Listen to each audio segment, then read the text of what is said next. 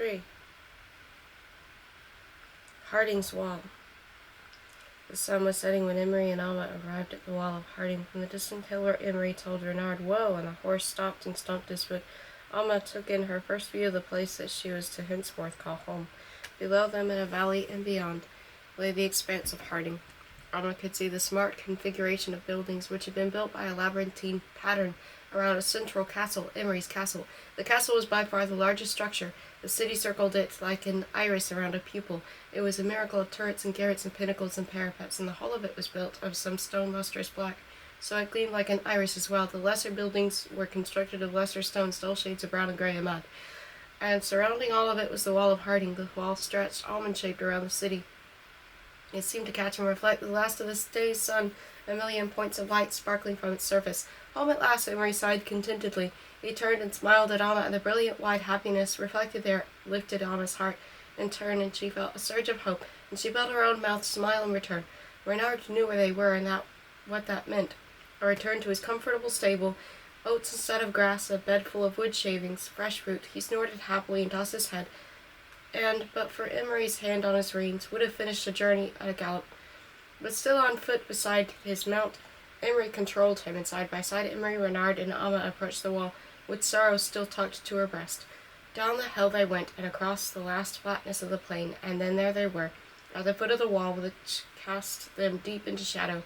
The wall was full of eyes, unblinking, steadfast, watching eyes. It was the eyes that had caught the light and glinted up at her. They were everywhere, mortared to the wall's surface, eyes of every shade of hue, of blue and gray and green and brown. Everywhere, eyes. "It's a sight, isn't it?" Emery said, seeming unaware of his wordplay. "Harding is known throughout the world for its wall." "But," Alma said, clutching the sleeping links tighter, "whose eyes are those?" "Those are the eyes of Harding," Emery said. "They are made by our glass-blower, the finest in the world, I might add. He alone crafts the eyes for our wall. His gaze is our gaze, and the eyes never blink, never rest, and they guard our border. Those who live beyond the wall know we are safer for their watchful protection." Alma reached out a hand and stroked the wall, the rough stones, the sandy mortar, the cool, smooth glass eyes, one after another, all unblinking. Now, close up, she saw that here and there an eye was missing. Not many, but a few distinct pits where eyes had been, and were no more. She ran her fingers inside one such groove, felt the absence there. "They are considered prizes beyond measure," Emery said. "The eyes of Harding are said to bestow fortune upon he who possesses them. Only the glass-blower can form them. He crafts other pieces as well. His intricate and beautiful creations can be found in the finest estates all across this wide world, fetching any price he chooses to set. So well known and respected he is, but the eyes are a different matter. The glass-blower makes them only for the wall of Harding, and of course it should go without saying that no one may take an eye from the wall. Still, Emery conceded, it happens from time to time. A desperate soul out of hope, out of options, perhaps a man whose wife is dying, or someone who has lost all his wealth in a bad bet. Occasionally such a bereft creature will venture to the wall and scoop an eye from it." "Does it work?" Alma asked. "Will an eye give its bearer luck?" "Some say it does," said Emery, "but always the thief is caught." "What then?" "We are not a cruel people, Alma," Emery said, "but we are fair. The law of Harding dictates an eye for an eye." Alma shivered. The sun was gone now. The eyes did not shine. The lynx kitten mewed.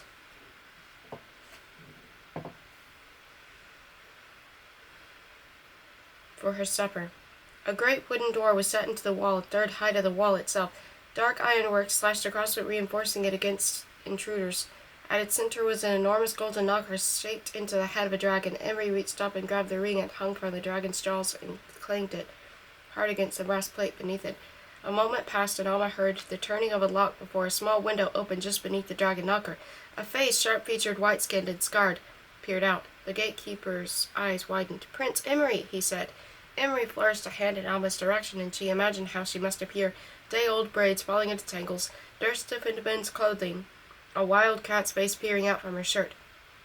Emery said, "I left as a prince, I return as a king." The gatekeeper's eyes flashed over Alma, and then with deference away.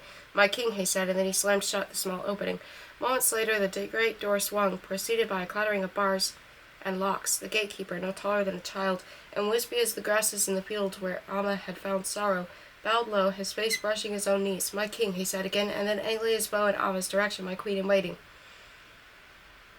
Alma bowed her head in return, which seemed to flummox the gatekeeper, who bowed even lower, to which Alma nodded her head again, which prompted the gatekeeper to bow so low that Alma feared he might snap in half, so she raised her chin this time instead of lowering it, which seemed to please the gatekeeper, who returned to standing. "Welcome home," he said, and stood to the side, gesturing for them to precede him through the gate and into Harding.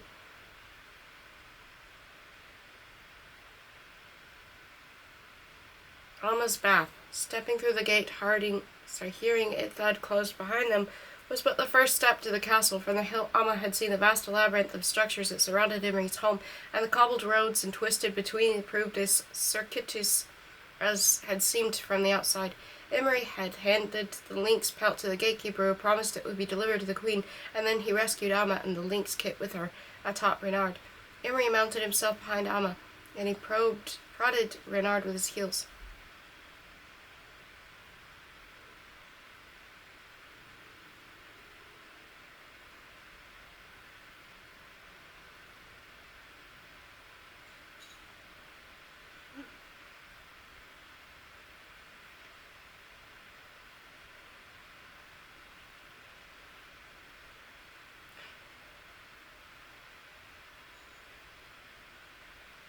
Renard, eager to get home to bed, and Oates obligingly trotted forward. Everywhere, faces peered out at them, at their returning king, yes, but Alma knew at her as well, the stranger Emery had brought home with him, like a souvenir from a strange land. The farther away they traveled into the heart of the village, the more the sensation of being a thing on display intensified, for everywhere eyes were upon her, the open windows and doorways of thatched roof village homes from market stands as customers and vendors alike stretched their necks in her direction, from the faces of beggared children following behind Renard until Alma voiced her concern that the children would get lost this far away from their parents, and Emery told them gruffly to be on their way. Hands reached out to touch Renard's coat, Emery's boot, Alma's bare foot. She wanted to be like Sarah, who had pulled her head down to Alma's shirt. She wanted to tuck herself away inside of someone else, to disappear, and so she hunched back into Emery's arms and was grateful that he was steering away and not she. She closed her eyes for minutes at a time, reporting them only to check their progress at the castle, willing herself to be numb, invisible. At last they reached the magnificent central structure, which had its own walls, these made, as was the castle itself, of glossy black stone. It was dark by the time they arrived there, and lit torches cast their orange reflections along the parapets, where the torchlight did not reach. The castle walls fell into inky shadow. Inside the castle wall, Emery, dismounted, helped Alma down, and handed Renard's reins to a waiting boy. He slapped the horse's haunch, said "well done" to the horse, and treated him well to the boy.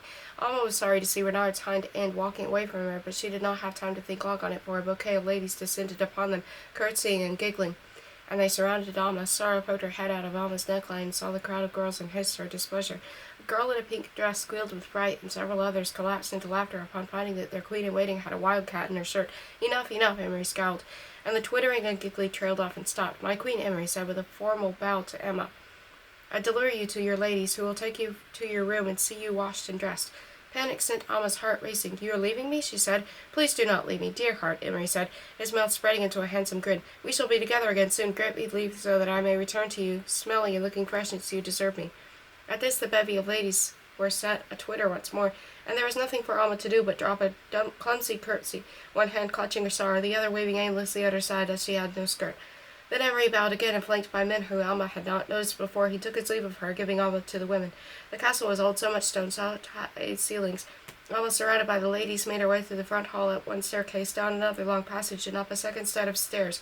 Soon she lost all sense of where she was. The route through the castle, as labyrinthine as the road through the village as Harding has been.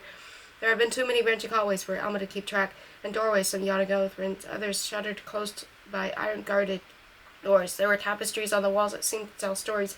Down this hall, a series of hangings that depicted men in armor, astride horses, lances in hand, meeting in battle ended the final hanging, just before the corridor turned.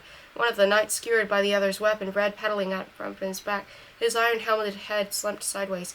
Up a short flight of stairs and down the long stretch of the next hall, Alma slowly passed another tapestry story. This one began with a man on a horse alone, a bright orange sun woven into the background. It could have been any noble-born man. The horse dappled gray and high-hoofed, pranced up a gilded road, and the man was dressed in finery, chin-high, cheeks red with health. The progression of wall hangings showed his route down the road. The sun had set behind him, and the full moon rose in its place as the seasons shifted too from cold to summer to frosty winter. Nothing happened readily in these images, though the world around him transported day to night, summer to winter, though in himself remained steadfast in his seat, the same cunning smile as his face, the same knowing gaze in his eyes as they made their way deep into the castle. Amanda abandoned herself to the twittering girls, nodding in agreement and laughing when it seemed to be called for, and giving them little information she could about who she was, all the information that Emery had given her. Her name, Amma, where she came from. Emery had rescued her from a dragon in the Grey Land. Before that she did not know her people. She knew not if she had people save Emery himself, and her pet, a lynx called Sorrow. Amma could not track down how long they walked or make sense of the route they took to the stone heart of the castle. Time was not lost to her in the distance. With each turn they took, each step they paced, Amma felt her own heart constrict, as if the iron of the stone of the castle seized and squeezed it tight. At last they stopped in front of a chamber door. One of the girls pushed it open. They stood aside and curtsied so that Amma could enter first. With Sorrow still tucked into her shirt, Amma passed across the threshold into the large stone room. Already a great heat emanated from the fireplace. The crackle and hum of the flames, the friendliest sound Amma had yet heard. Across the room was a high curtained bed, layered in fabrics and furs. As Amma stood surveying the room, a dozen girls poured in behind her, each in dark dress with white aprons over, bringing pot after pot of water, which they filled around a deep tub. Someone else brought water for the lynx and a slice of meat as well, and set the food and drink in a corner. Amma set Sorrow in front of the food, but the kitten would not eat it. At first, stalking around the room's perimeter, hackles raised, as if searching for a way out. But the door was closed tight to keep in the heat from the fire that was built up high, and to keep out prying eyes. And after circling the room, Sorrow set to eat the meat. A girl in a coarse grey gown, who told Amma to call her Tilly, reached to pull Amma's tunic over her head. Amma allowed it, lifting her arms as if she were a child. Then Tilly pulled loose the knot in Emery's leather belt, and the girls twittered to think of Emery riding all those miles with no belt around his waist, and imagining how it must have been when he found Amma that had led there, when she had been naked in his arms, for somehow they had heard already the roughest details of Amma's rescue. "'Tain't every day we have a story such as yours," Tilly said, a wide and modest grin on her young, pale, freckled face. "It's like a fairy story, that's what it is." Then Amma was naked, and all the girls averted their eyes so as not to be caught staring, but of course they all snuck glances, one and then another, and they made their judgments. At last Amma stepped into the tub and sunk down into the steaming water, the muscles in her shoulders, her back, her buttocks, her legs, relaxing and unwinding, muscles she hadn't realized she had held tensely.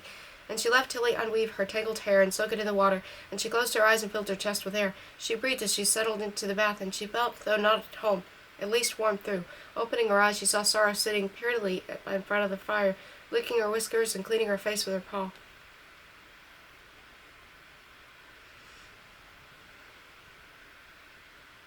The Queen's Gift. Amma did not want to ever leave her bath, but water does not remain warm forever, and too soon staying in the bath felt like less a comfortable option than rising from it. Tilly was there to receive her with a length of white linen, which she rubbed all over Amma's body to dry her in the front of the fire.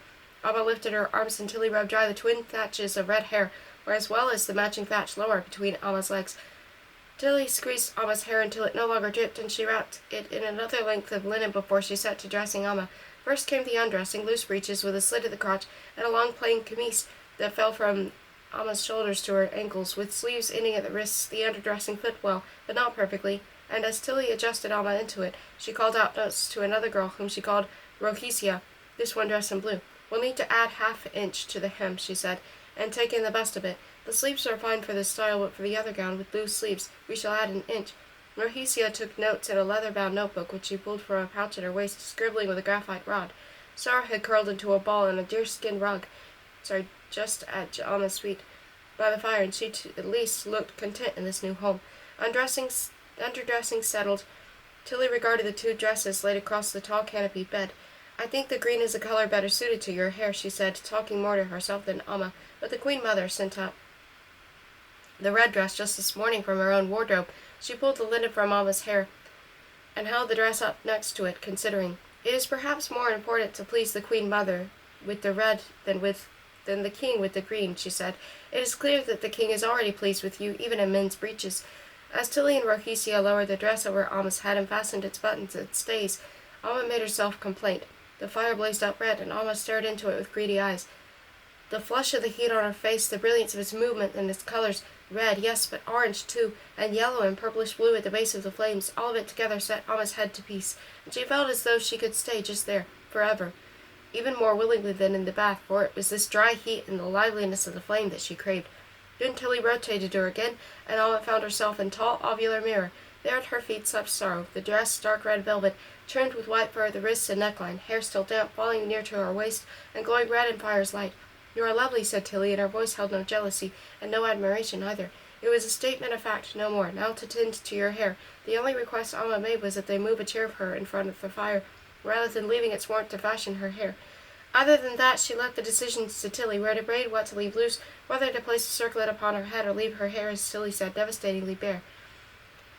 Tilly chose a network of braids, some thick, some narrow, and she looped and pinned them across Alma's head, tucking their ends under and pinning them at the nape of her neck. By the time she had finished, it had been dark for several hours, and the tall canopy bed, draped with furs, seemed to call out to Alma, oh, she was tired. But there would be no rest for her. Not now, not soon, for Tilly said, "The Queen Mother and the King will wait you in the great hall, my lady." She knelt at Alma's feet, holding satin slippers for Alma to step into, and then she stood flattening her dress with her hands, and regarded Alma as one would regard a well-prepared meal, or a finely arranged bunch of flowers.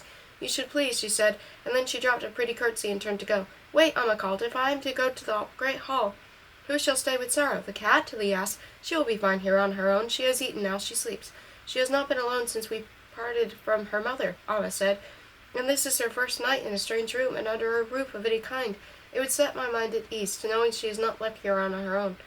"But she is but a pet," Tilly said, but perhaps she saw something in Alma's expression, for she lowered her head and said, "I myself will stay with your Sorrow. My thanks."